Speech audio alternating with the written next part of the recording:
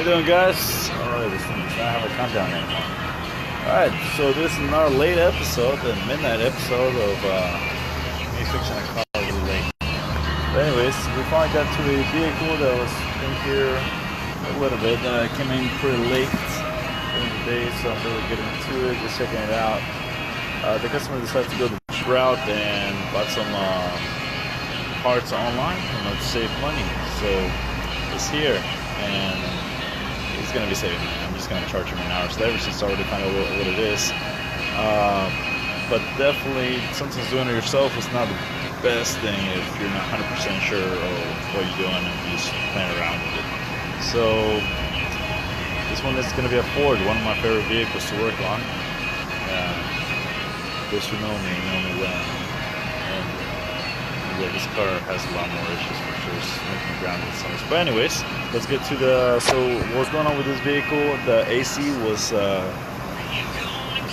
retired, but so the AC was not working, and they decided to buy a compressor and replace it themselves. They didn't do such a bad job, but at the end they gave up and they realized the compressor was not kicking in. So after checking everything out, the pressure was fine, relay, everything else seems like it's going well. There's current going to the compressor, there's current from the connector. One thing they check, and that's one thing that aftermarket parts is that they're not going to fit 100%. Sometimes they do, you get lucky. But definitely. So this one, let's get down to it. Just drop one thing. But anyways, here we go. So we are under the engine, and you can see right there. Well, I'm not sure if you can actually see it. This part, there's hot water dropping on my face now. Anyways, right there, that little thing. That's your compressor. That water dripping right there. It's coming from the condenser, not condenser, what do you call it?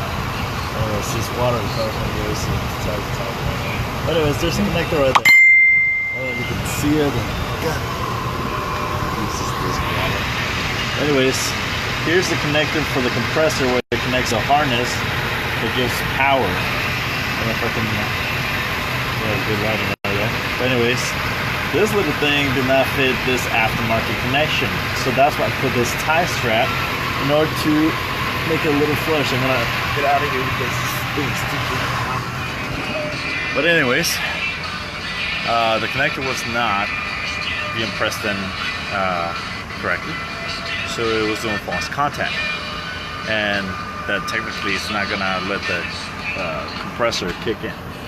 So pretty much the tie strap there is the correct way to do it. I mean, otherwise he's gonna have to buy an original equipment or aftermarket locally that has a better, better connector, or you can do a trade-in for warranty, and you don't have to buy the part.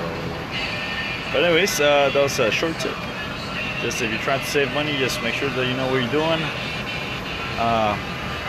If you have a friend that's a mechanic, ask him first. Now give us a call. We're pretty affordable. Alright. Give us a call, 281-678-7494. If you have any AC issues, please let us know. Mechanical, electrical, unfortunately. We're pretty good at electrical, so let us know. Thank you.